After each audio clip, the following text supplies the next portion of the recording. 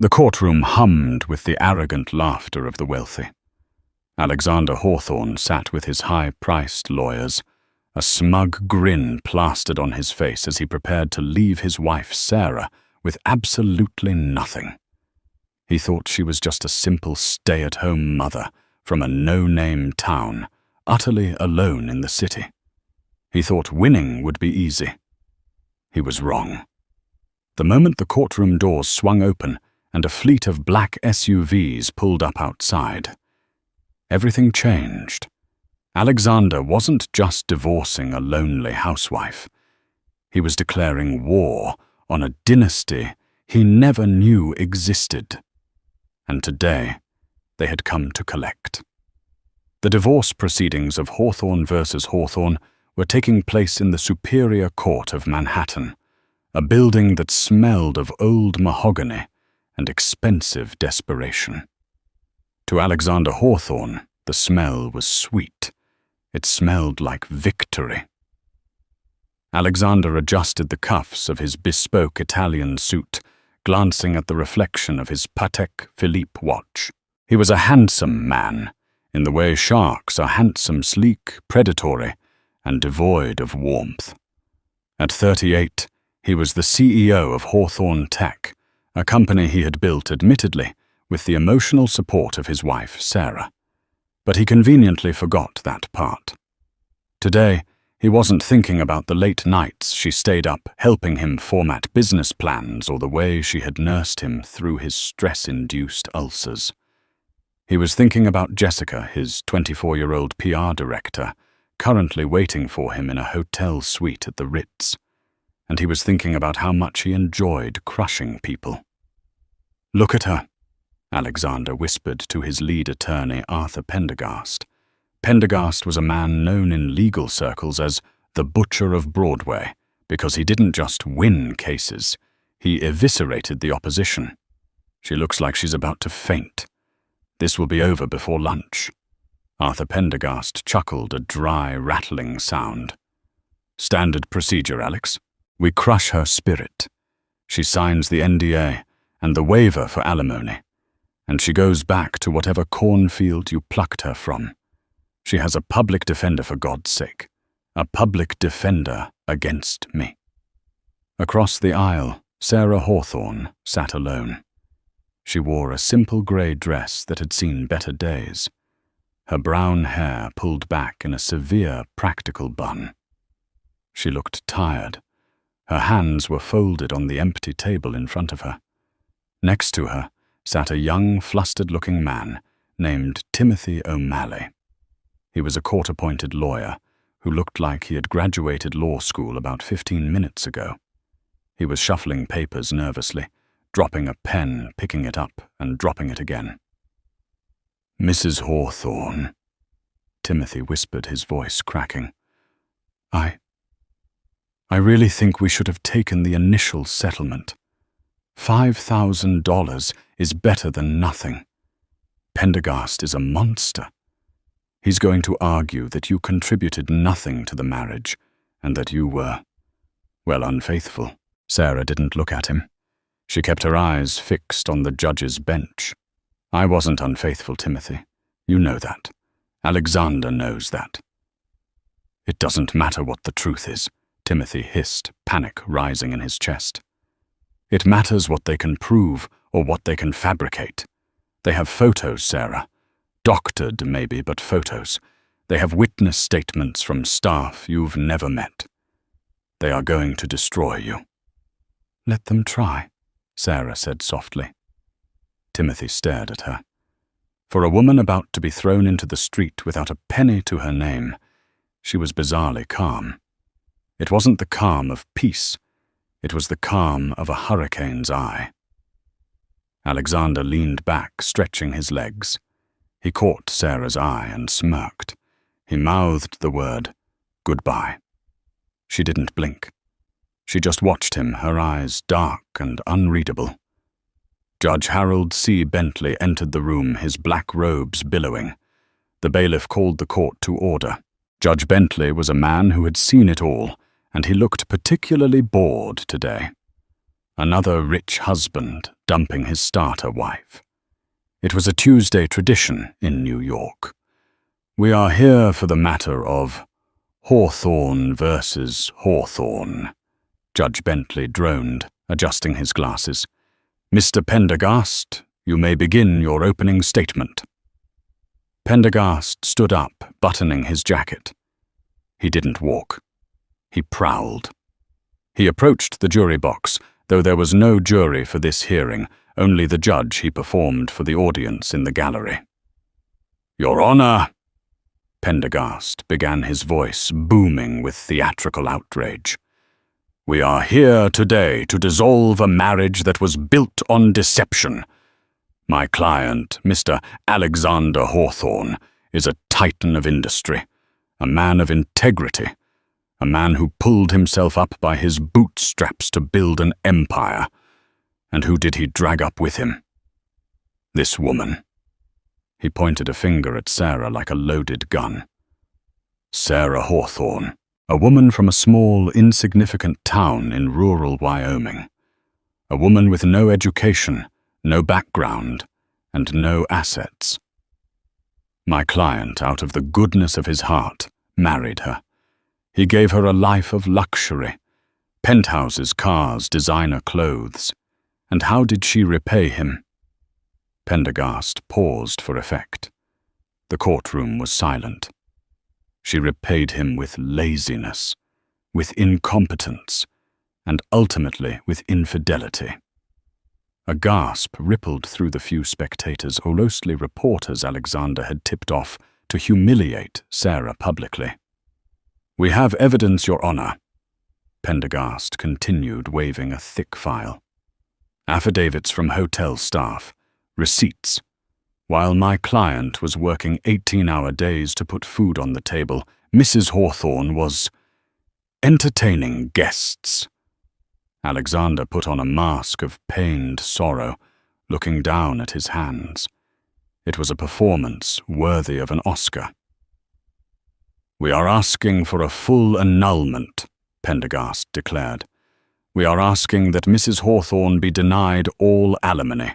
We are asking that she be removed from the marital residence immediately. And furthermore, we are suing for defamation of character, citing the emotional distress she has caused my client."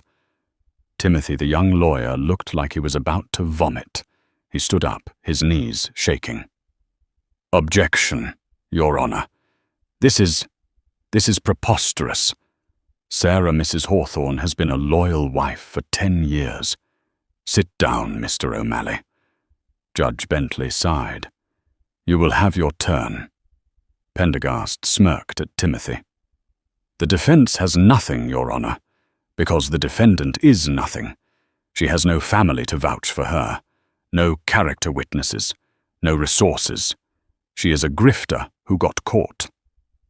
Alexander leaned over to Pendergast as he sat down. "Brilliant, Arthur. Truly brilliant. Did you see her face? She's paralyzed." "She's done," Pendergast whispered back. "We'll have the papers signed by noon. Then we go to lunch at Le Bernardin." Sarah sat perfectly still. She reached into her cheap purse and pulled out a small vibrating pager, the kind used in hospitals or old restaurants. It buzzed once, a harsh mechanical sound.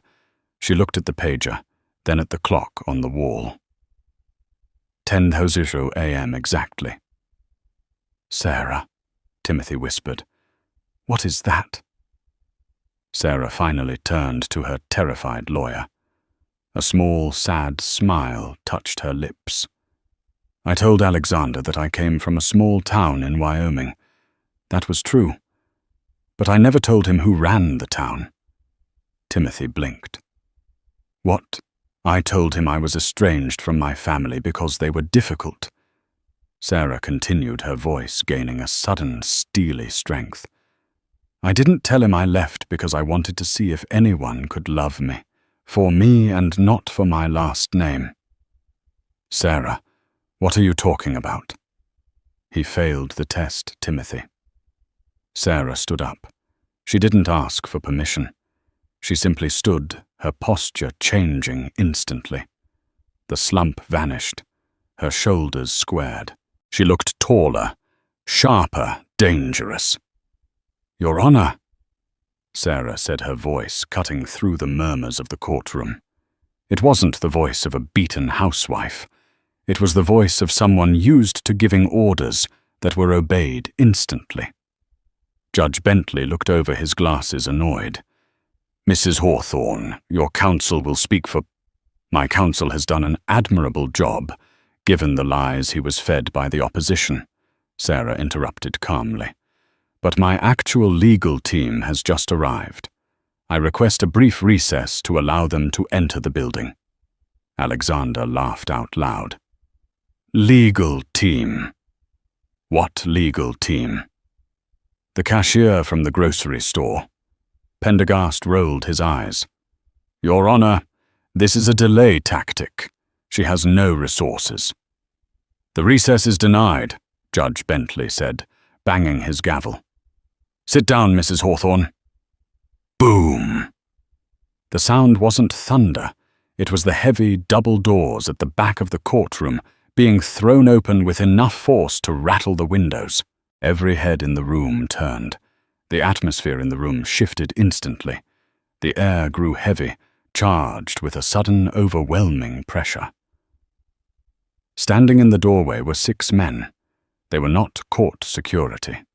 They were not local police. They were dressed in black tactical suits, impeccable and terrifying, with earpieces coiling down their necks. They moved with a synchronized fluidity that spoke of elite military training. They stepped aside, forming a corridor. Alexander frowned, his laughter dying in his throat.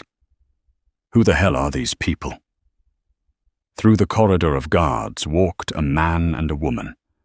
The man was older, perhaps in his 60s, but he possessed a vitality that made him seem ageless.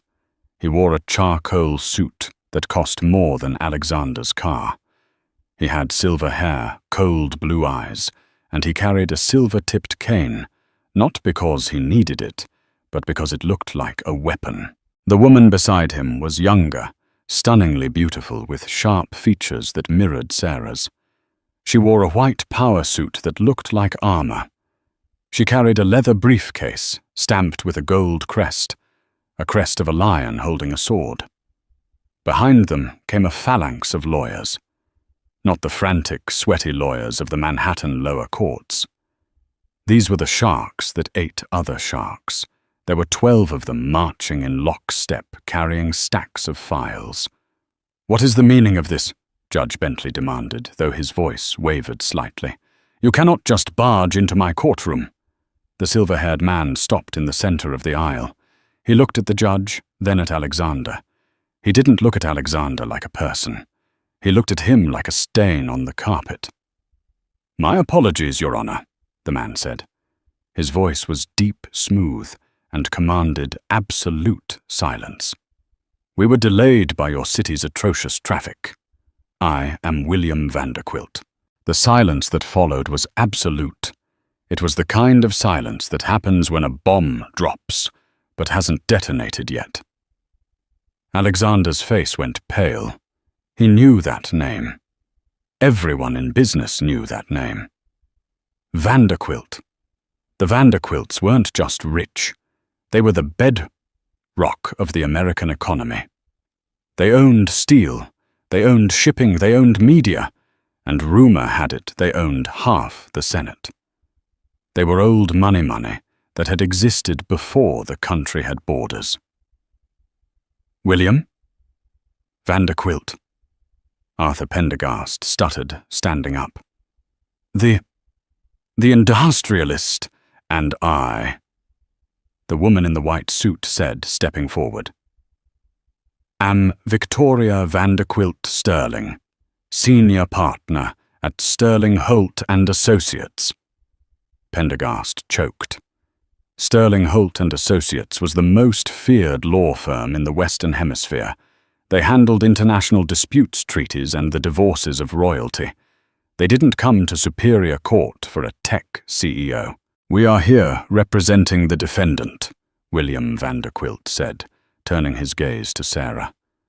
His cold eyes softened instantly.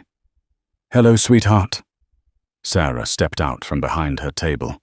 She walked past a stunned Timothy O'Malley and embraced the older man. "Hi, Dad." "Dad!" Alexander shrieked. He stood up so fast his chair toppled over. "That's impossible. She's Sarah Jones, from Wyoming." William Vanderquilt released his daughter and turned slowly to face Alexander. The look of affection vanished, replaced by a glacial hatred.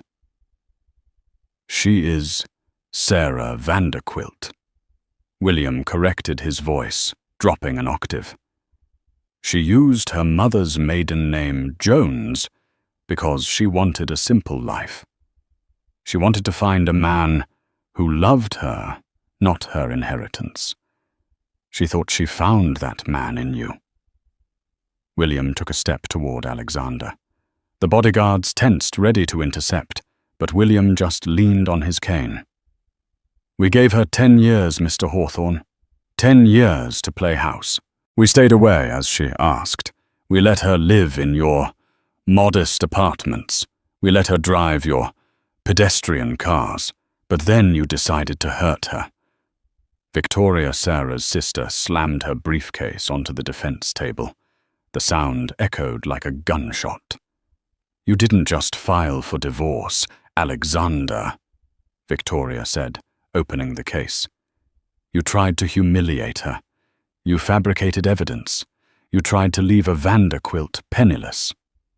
She pulled out a document and held it up. "This is a motion to dismiss your fraudulent claims," Victoria announced. "And this," she pulled out a second, thicker document, "is a countersuit." "Countersuit," Pendergast managed to squeak. "On what grounds?" "Fraud." Victoria listed ticking off fingers, embezzlement, corporate espionage, adultery, and, oh yes, conspiracy to defraud a federal judge. Alexander felt the room spinning.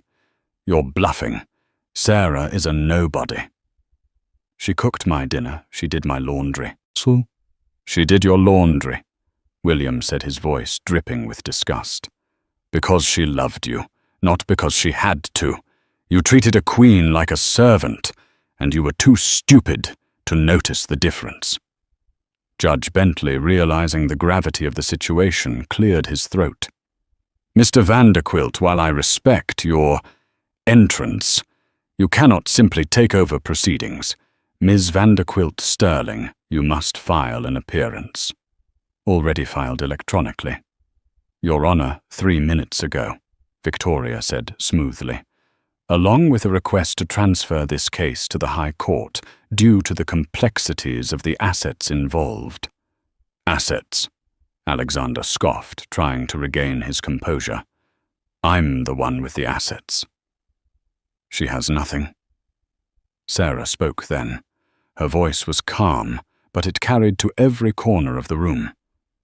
"Alexander," she said, "who do you think funded your seed round for Hawthorne Tech?" Alexander blinked. "Angel investors, a consortium called V Group Holdings." "V Group," Sarah repeated. "V, as in Vanderquilt." Alexander froze. "My trust fund," Sarah said simply. "I authorized the investment 10 years ago. I own 49% of your company through shell corporations. My family owns another 2%. She smiled a cold, sharp smile that matched her father's. "That means we own 51%.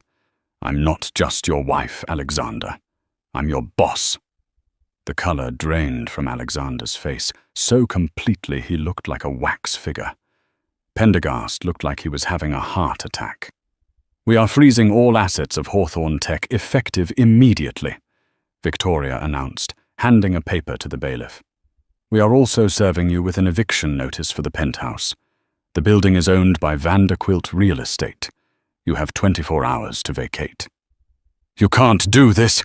Alexander screamed, pointing a trembling finger at Sarah. "I'm the CEO. I built that company. With my money," Sarah said, "and my patience, both of which have run out." William Vanderquilt tapped his cane on the floor. "Your Honor, I suggest a recess. My son-in-law looks like he needs to call his mistress and tell her he can't pay for the hotel room anymore." The courtroom erupted into chaos. Reporters were frantically typing on their phones. Timothy O'Malley was staring at Sarah with his mouth hanging open. Judge Bentley banged his gavel. "Order. Order. We will take a 1-hour recess." As the judge exited, Alexander slumped into his chair. He looked up at Sarah, searching for the woman who used to make him coffee and rub his back. She was gone. In her place was a stranger backed by an army. Sarah leaned across the aisle. "You wanted a war, Alexander," she whispered. "The Vanderquilts don't lose wars. We end them." She turned and walked out, flanked by her father, her sister, and the wall of bodyguards. Alexander was left alone in the noise, the smell of his expensive cologne, now sour with the scent of fear. The hour-long recess was barely 10 minutes old, and Alexander Hawthorne was already breaking the speed limit in his Porsche 911, weaving through Manhattan traffic with the desperation of a cornered animal. His hands shook on the steering wheel. "It's a bluff," he told himself over and over. "It has to be a bluff. Nobody hides being a billionaire for 10 years. Nobody." He fumbled for his phone, dialing Leonard Vance. No, wait, Leonard Banks. He had to be careful with names. His mind was scrambling. Leonard Banks was his chief financial officer, the man who knew where all the bodies were buried.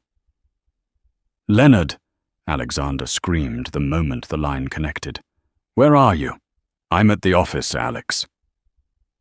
Leonard's voice sounded strange, thin, strained. "Listen, you shouldn't come here.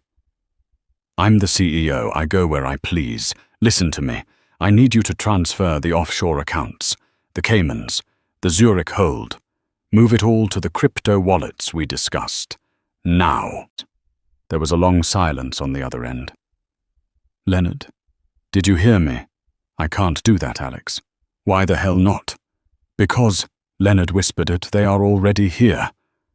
The line went dead. Alexander slammed the phone onto the passenger seat. He floored the accelerator, running a red light. He needed to get to the server room. If he could just delete the files, the evidence of the embezzlement he'd been committing for 3 years to fund his lavish lifestyle and Jessica's expensive tastes, he might survive this. He could claim the Vanderquilts were staging a hostile takeover based on lies. He screeched into the underground parking garage of Hawthorne Tech. He leaped out of the car, sprinting toward the private elevator that led directly to the 40th floor. He jammed his thumb against the biometric scanner. Beep, beep, beep. Access denied. Alexander stared at the small red light. He wiped his thumb on his jacket and tried again. Access denied. User ID invalid. Damn it, he kicked the steel doors. "Mr. Hawthorne!" Alexander spun around. 2 security guards, men he had hired, men whose paychecks he signed, were standing there. But they weren't smiling. They were standing with their arms crossed, looking at him with a mix of pity and professional detachment. "Open this elevator," Alexander barked. "The system is glitching." "It's not a glitch, sir," the taller guard said. "We've been ordered to escort you to the boardroom. Visitor pass only." "Visitor?" Alexander's veins bulged in his neck. "I own this building." "This way, sir." They flanked him effectively, marching him to the service elevator. The humiliation burned hotter than fire. Alexander Hawthorne dragged through the back entrance of his own empire. When the elevator doors opened on the 40th floor, the office was deathly quiet. Usually, It was buzzing with analysts and developers.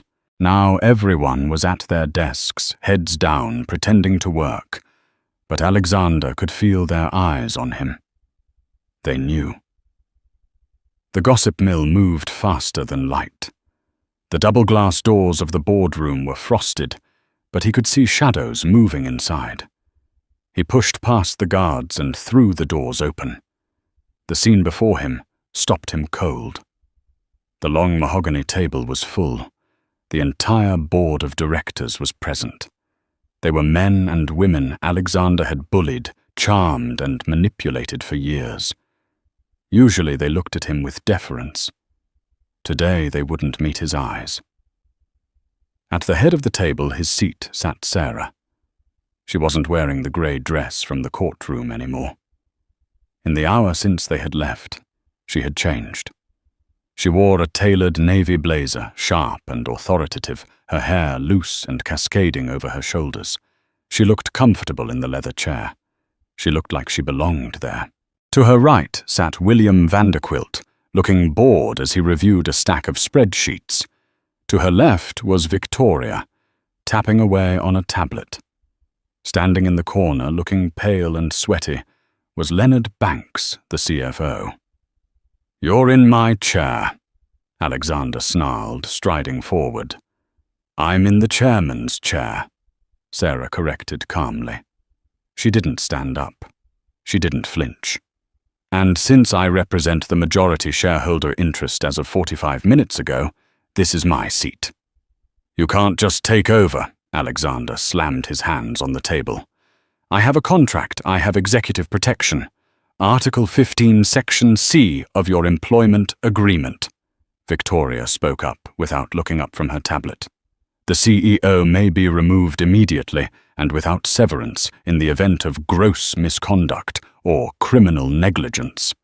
"I haven't done anything criminal," Alexander lied, his eyes darting to Leonard. Sarah picked up a file from the table and slid it across the mahogany surface. It stopped perfectly at the edge, right in front of Alexander. "Leonard told us everything, Alex," Sarah said softly. "The renovation costs for the penthouse that were billed as server upgrades. The company jet trips to Mykonos, listed as client development.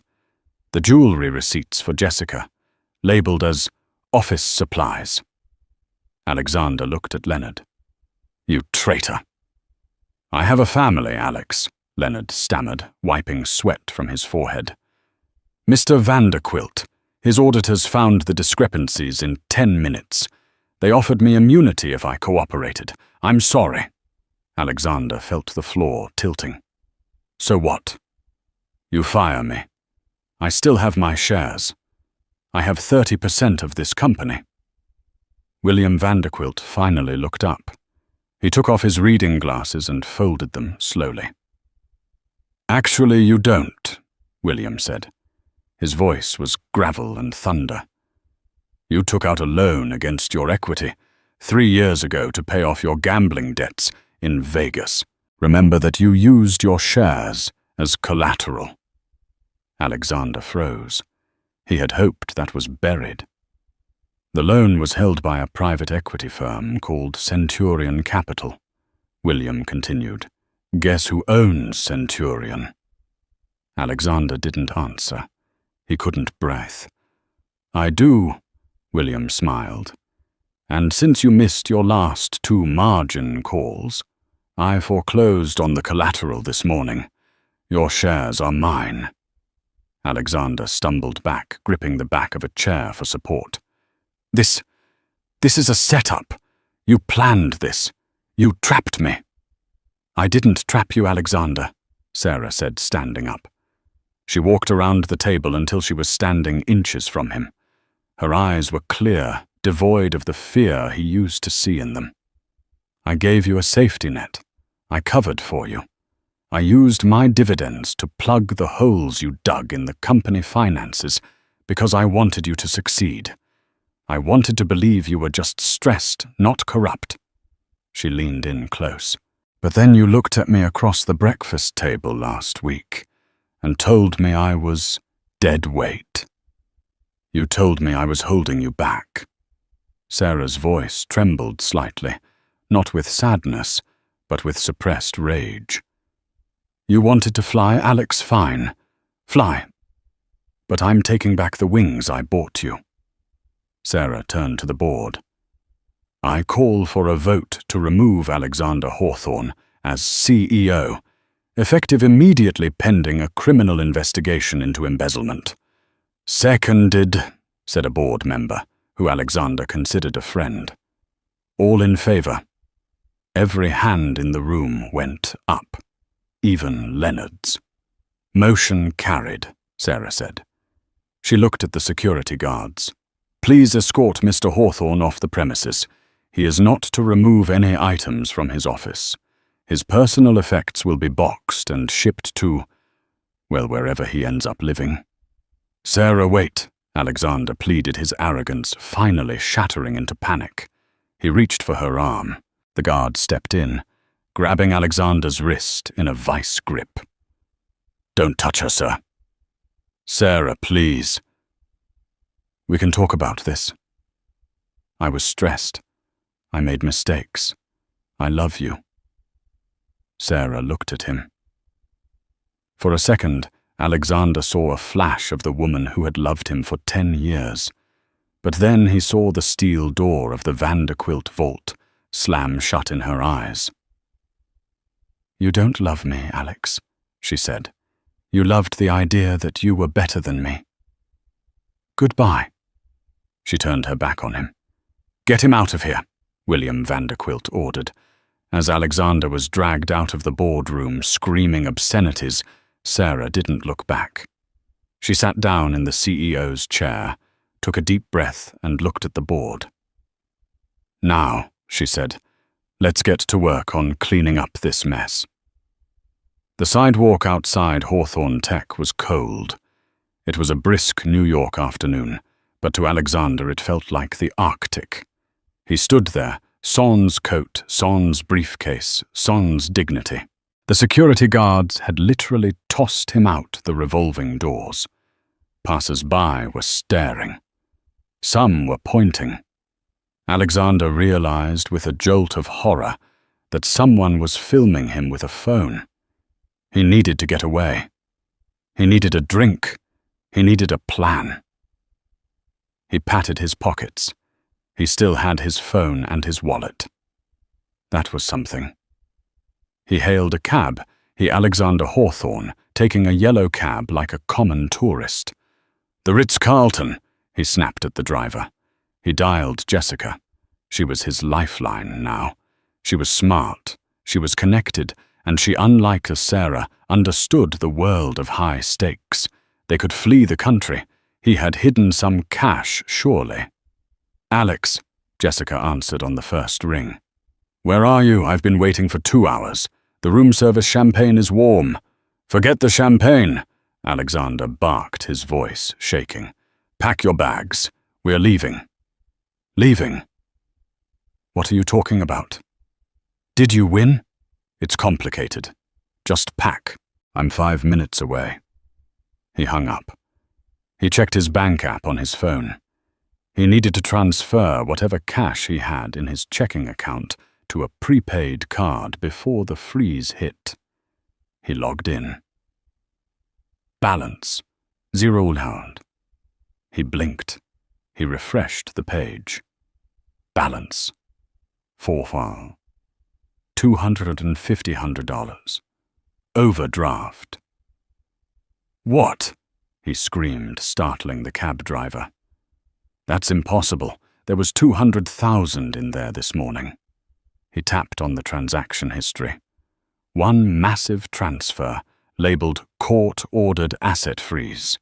Superior Court Docket 49221. No. The cab pulled up to the Ritz.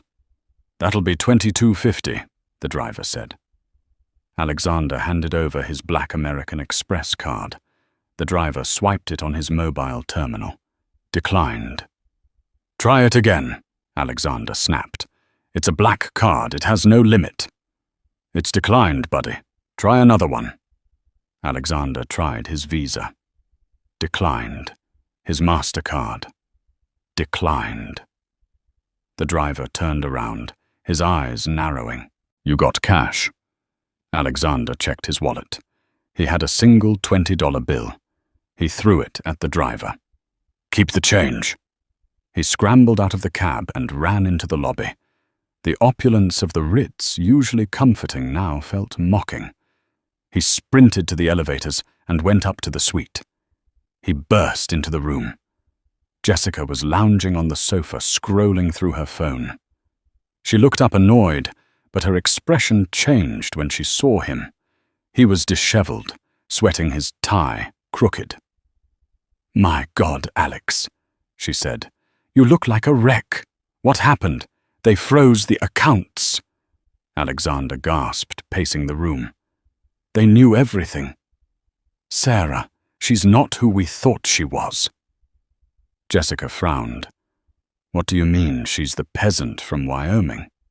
"She's a Vanderquilt." Jessica dropped her phone. It landed on the carpet with a soft thud. A Vanderquilt like the Vanderquilts?" "Yes. Her father is William Vanderquilt. They ambushed me. They took the company. They took the house. They took everything." He grabbed Jessica's shoulders. "But we can fix this. You have savings, right? We can go to Mexico. I can rebuild. I have contacts." Jessica stared at him. Slowly she reached up and removed his hands from her shoulders. She stood up and took a step back. "You lost the company?" she asked, her voice dangerously calm. "They stole it. But I'll get it back. I need you to float us for a few weeks." Jessica laughed. It wasn't a nice laugh. It was a cold, cruel sound that reminded him of Arthur Pendergast. "Float us," she repeated. "Alex, do you know why I'm with you?" "Because we're soulmates," Alexander said, though it sounded hollow even to him. "Because we understand each other." "I'm with you because you bought me a Cartier bracelet last Tuesday," Jessica said flatly.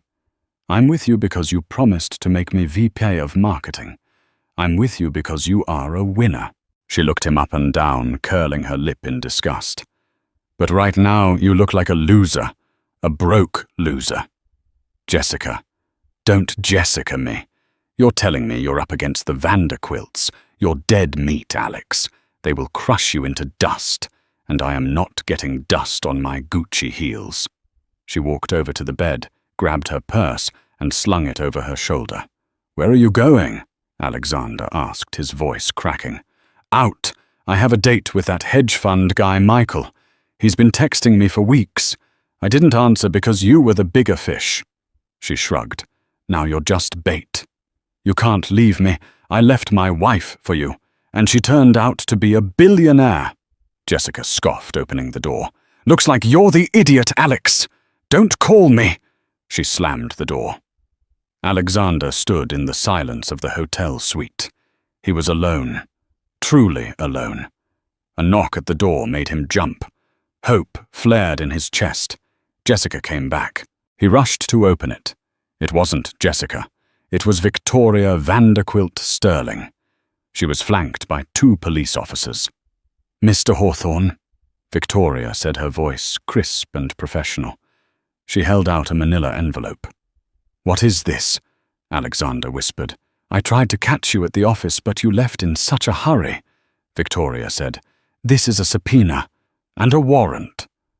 "Warrant, grand larceny, fraud, embezzlement." Victoria smiled, but it didn't reach her eyes.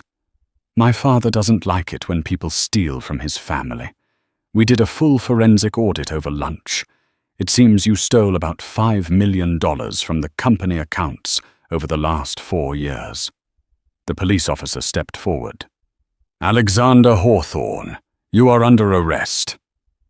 "No," Alexander whimpered as the handcuffs clicked around his wrists. "This can't be real."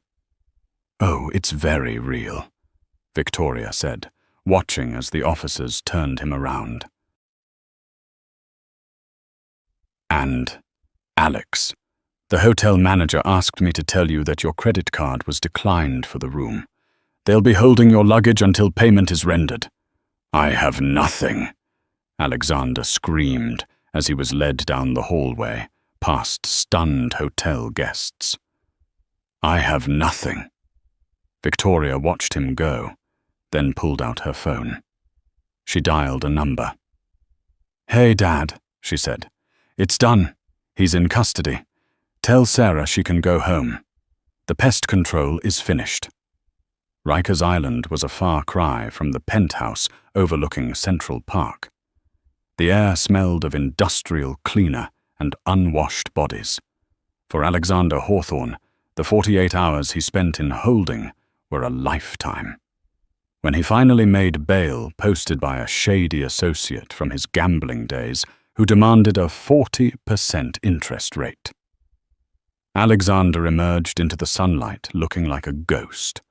His bespoke suit was wrinkled, his stubble was graying, and his eyes were bloodshot. He didn't have his Porsche. He didn't have his driver. He had an Uber X waiting for him, paid for with a prepaid debit card he had managed to secure. "Take me to the Motel 6 in Queens," Alexander muttered, sliding into the back seat of the Honda Civic. He had one card left to play. The legal battle was a losing game. The Vanderquilt lawyers were already dissecting his life with surgical precision. But Alexander knew something the Vanderquilts didn't: the power of a sob story. In the cramped, musty motel room, Alexander set up his war room. He couldn't afford Arthur Pendergast anymore. Pendergast wouldn't even return his calls. Instead, Alexander had hired Gary Finkel, a lawyer, whose office was located above a laundromat in Hell's Kitchen, and who advertised on the back of bus benches. "So here's the angle," Finkel said, chewing on a toothpick. He was a small man with a comb-over and a suit that was 2 sizes too big. "We can't win on the fraud charges. The paper trail is too deep. But we can win in the court of public opinion. The Vanderquilts are bullies. You're the poor husband who was lied to." "Lied to?" Alexander scoffed, pacing the room. "I embezzled $5 million, Gary." "Allegedly," Finkel corrected. "But look at it this way. Sarah lied about her identity for 10 years. That is fraud by omission. She entrapped you. She pretended to be poor so she could test you. That's psychological manipulation. People hate billionaires, Alex. They hate the Vanderquilts. If we spin this right, you're the victim of a cruel rich family's game." Alexander stopped pacing. A slow smile spread across his face. "I'm the victim." "Exactly. We go to the press. We tell them she set you up. We tell them you only moved the money to protect the company because you suspected a hostile takeover, which technically she did execute." The next morning, Alexander Hawthorne sat across from unsuspecting news anchor Diane Sawyer Wannabe on the Morning Beat, a popular national talk show. He wore a simple sweater, looking humble and broken. "I didn't know who she was," Alexander said, wiping away a fake tear. "I married Sarah Jones. I loved Sarah Jones. For 10 years I worked myself to the bone to provide for us. And all that time, she was laughing at me. She was sitting on a fortune, watching me struggle with stress, watching me get ulcers from worry." The interviewer leaned in, sympathetic. "And the embezzlement charges, a misunderstanding," Alexander lied smoothly. "I was trying to move funds to secure them because I noticed irregularities. I didn't know the irregularities were her. The Vanderquilts. They destroy people for sport. I'm just a guy from Queens who tried to build a tech company, and they took it all because I didn't pass their sick little test." The interview went viral. Within hours, #Justice for Alex was trending on Twitter. Internet sleuths, began digging into the Vanderquilt family history, painting them as Illuminati-level villains who toyed with commoners. The narrative shifted. Alexander wasn't the cheating embezzler. He was the pawn in a billionaire's twisted game. In the penthouse of the Vanderquilt estate, William watched the TV screen with a face like thunder. "I will buy that network and fire everyone," William growled, reaching for his phone. "No, Dad," Sarah said. She was sitting by the window sipping herbal tea. She looked calm, but her eyes were sharp. "Let him talk. Let him build his tower." "He's slandering the family name, Victoria yelled, pacing the room. "He's making us look like monsters. The board is panicking. Our stock dropped 2 points this morning." "Alexander is a narcissist," Sarah said quietly. "He thinks he's winning because people are listening. But he forgets one thing." "What's that?" "He forgets that I lived with him for 10 years. Sarah turned to her sister.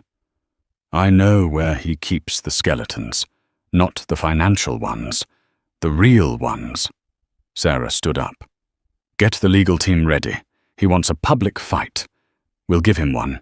Set up a deposition. Live stream it. He wants transparency. Let's give it to him." Victoria grinned. "I love it when you get mean." "I'm not getting mean, Vic," Sarah replied, walking to the door. "I'm getting even." The deposition was scheduled to take place 2 weeks later in a neutral conference room at the Four Seasons Hotel. Because of the intense media interest Alexander had whipped up, the judge had agreed to an unusual request. Portions of the testimony could be released to the press, ostensibly to ensure transparency, given the high-profile accusations of corporate entrapment. Alexander walked in with Gary Finkel feeling like a king. He had the public on his side. He had a GoFundMe for his legal fees that had raised $50,000 from sympathetic strangers. He truly believed his own lie now. Sarah sat opposite him. She was flanked by Victoria and her father's lead attorney, a man named Robert Thorne, no Robert Graves. Thorne was on the excluded list. "Mr. Hawthorne," Robert Graves began turning on the camera, "you have stated publicly that you were unaware of your wife's wealth and that you stole company funds only to protect the assets. Is that correct?" "That is correct," Alexander said, leaning into the microphone. "I was trying to save the company from what I thought were external threats. I had no idea my wife was the threat. And you claim you were a faithful, loving husband who was emotionally manipulated." "Absolutely. I loved Sarah. I would have died for her." Sarah didn't react. She simply slid a small USB drive across the table to the stenographer. "Exhibit A," Sarah said softly. Gary Finkel frowned. "What is this? We weren't notified of digital evidence." "It was obtained yesterday," Sarah said, "from the cloud server of your personal phone, Alexander. You really should have changed your password after I left. Password 123 is hardly secure." Alexander paled. "That's an invasion of privacy." "It's company property," Sarah corrected. "The phone was paid for by Hawthorne Tech. The data belongs to me." Robert Graves plugged the drive into a laptop connected to a large monitor on the wall. "Let's play file voice memo NNOV 12. The room filled with static, and then Alexander's voice rang out, clear as day. He wasn't talking to Sarah. He was talking to Jessica. "I tell you, Jess, it's almost too easy. The dumb cow doesn't suspect a thing. I just signed the transfer for another $1 million. I'm going to bleed this company dry, declare bankruptcy, and leave Sarah with the debt. She's so desperate for my approval she'll sign anything. I can't wait to dump her and get a real life." The silence in the room was deafening. Alexander's mouth opened and closed like a fish. The victim narrative he had spent weeks building evaporated in 10 seconds. "And let's look at this one," Sarah said, motioning to the screen. An email chain appeared. It was between Alexander and a known corporate raider. Subject: selling out Sarah. Body: once I strip the assets, you can buy the shell for pennies. I'll make sure the wife takes the fall for the IRS audit. She's clueless. I need the cash for the gambling debts in Macau. Gary Finkel closed his notebook. He looked at Alexander with sheer disgust. "You told me you were innocent." I, Alexander stammered. "Those are deep fakes AI generated. They are authenticated by 3 independent forensic data firms," Victoria interrupted. "And we have the gambling markers from the Venetian Macau to match the dates." Sarah leaned forward. The cameras were rolling. She looked directly at Alexander, her eyes burning with a cold, hard truth. "You weren't the victim, Alex. You were the parasite. You didn't just steal my money. You stole 10 years of my life. You made me believe I wasn't good enough, wasn't smart enough, wasn't pretty enough. You broke me down so you could feel tall." She stood up, towering over him. "But here is the twist you didn't see coming. You said you wanted to leave me with the debt. The Vanderquilt auditors found a clause in the corporate bylaws you wrote 5 years ago to protect yourself. It says that any officer found guilty of fraud is personally liable for all company debts." Sarah smiled. "Hawthorne Tech is currently in debt to V Group Holdings for $40 million. Since you are the one who committed the fraud, that debt isn't the company's anymore. It's yours." Alexander felt the blood leave his head. 40 million more. "Plus interest," Victoria added cheerfully. "You will go to prison, Alexander," Sarah said, her voice final. "And when you get out, you will spend the rest of your life working to pay me back. Every paycheck, every dime. You will never own anything again. You are not just broke. You are owned by me." Alexander looked at the camera, then at his lawyer. Finkel stood up. "I'm resigning as counsel," Finkel said. "I don't represent perjurers." "You can't leave me," Alexander shrieked, grabbing Finkel's sleeve. "They're going to kill me." "No, Alexander," Sarah said, turning to walk out. "We aren't going to kill you. We're going to let you live the life you were so afraid of. You're going to be poor. You're going to be a nobody. And everyone will know exactly who you are." Sarah walked out of the conference room. As the door closed, Alexander slumped onto the table, sobbing. It wasn't the fake sobbing of the TV interview. It was the guttural, terrified sound of a man who realized he had fallen off the top of the world and hit every branch on the way down. 6 months had passed since the deposition that destroyed Alexander Hawthorne's life. The media frenzy had finally died down, replaced by a sullen acceptance of his guilt. The hashtag #justice. For Alex had vanished, replaced by memes mocking his tearful breakdown and the revelation of his callous emails. The world had moved on, but for Alexander time had stopped. The sentencing hearing was held in the same courthouse where Alexander had once laughed at the prospect of divorcing Sarah, believing he held all the cards. But this time the room wasn't filled with his high-priced lawyers or sycophants. It was filled with the heavy silence of inevitability. Alexander stood before Judge Bentley.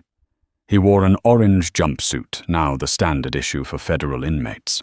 The prison barber had shaved his head, revealing the scalp of a man who looked 20 years older than 38. He had lost 30 pounds. His skin was sallow, his posture defeated. His eyes were hollow, darting nervously around the room, still looking for a savior that wasn't coming. Sarah sat in the gallery, flanked by her father and Victoria. She wore a white dress, simple but elegant, a stark contrast to the drab grey she had worn 6 months ago. She didn't look like a victim anymore. She looked like a survivor. She looked like a queen. "Alexander Hawthorne," Judge Bentley said, looking down from the bench with zero sympathy. The judge adjusted his glasses, reading from the thick file before him. "You have pleaded guilty to 3 counts of wire fraud, 2 counts of embezzlement, and 1 count of perjury. You betrayed the trust of your investors, your employees, and most egregiously, your wife." Alexander didn't speak. He just stared at the floor, his hands trembling in the cuffs. "The prosecution has recommended the maximum sentence." The judge continued, his voice echoing in the quiet room. "And frankly, I see no reason to deviate. You are sentenced to 15 years in federal prison." A gasp went through the few reporters in the back. 15 years. It was a lifetime in the world of finance. By the time he got out, the world would be unrecognizable. "Furthermore," the judge added, peering over his glasses, "restitution is set at $42 million payable to Hawthorne Tech and its parent company, V Group Holdings.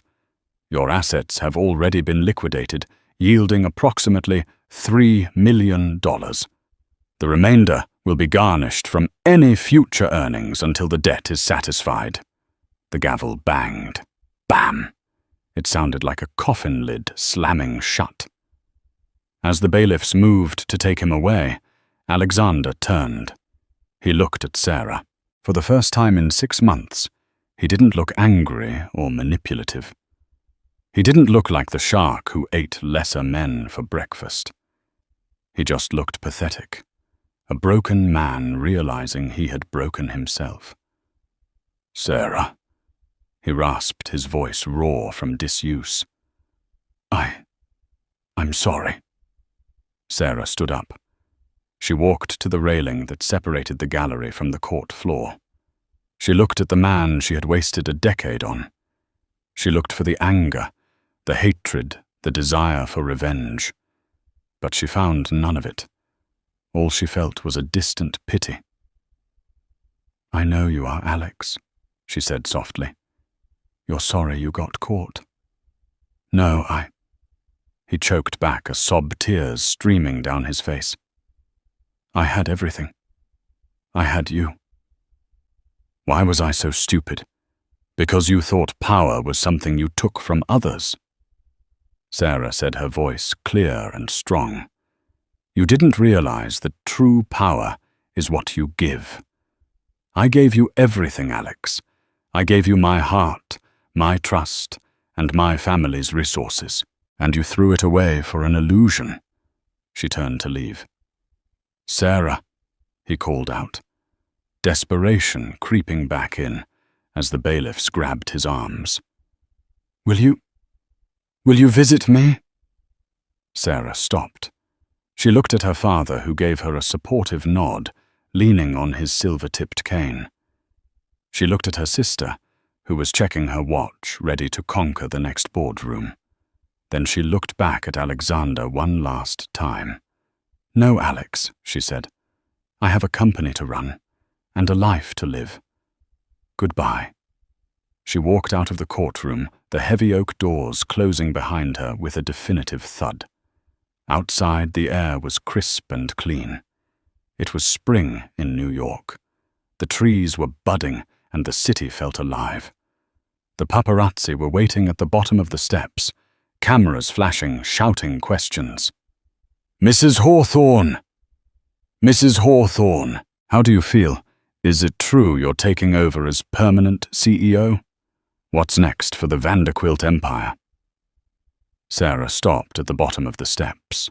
She put on her sunglasses, shielding her eyes from the glare. She looked at the sea of microphones. "My name," she said, smiling for the cameras, "is Sarah Vanderquilt. And what's next, everything?" She got into the waiting limousine where her father was pouring 2 glasses of sparkling water. "You did good, kid," William said, clinking his glass against hers. "You handled him with grace. Better than I would have. I would have bought the prison and turned off the heat." Sarah laughed, a genuine happy sound. "That won't be necessary, Dad. Living with himself will be punishment enough." "So," Victoria asked, flipping open her laptop as the car merged into traffic. "We have a board meeting at 3.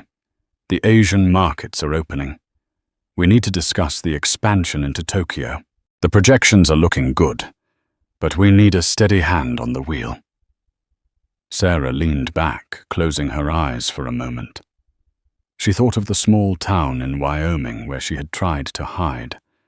She thought of the lonely nights in the penthouse waiting for a husband who didn't care. She thought of the fear she used to live with. And then she let it all go. She opened her eyes, and they were bright with purpose. "Let's do it," Sarah said. "I have some ideas about Tokyo." And that is how Alexander Hawthorne learned the hardest lesson of his life: never underestimate the quiet ones. He thought he was crushing a powerless wife, but he was actually waking a sleeping giant. Sarah didn't just win her freedom. She reclaimed her identity and her empire, proving that dignity and truth are the most powerful weapons of all. She showed the world that while money can buy silence, it cannot buy loyalty, and it certainly cannot buy class. If you enjoyed this story of supreme justice and karma, please hit that like button. It really helps the channel grow. Don't forget to subscribe and ring the notification bell so you never miss a new story. What did you think of Sarah's revenge? Was it enough, or did Alexander deserve worse? Let me know in the comments below. Thanks for watching.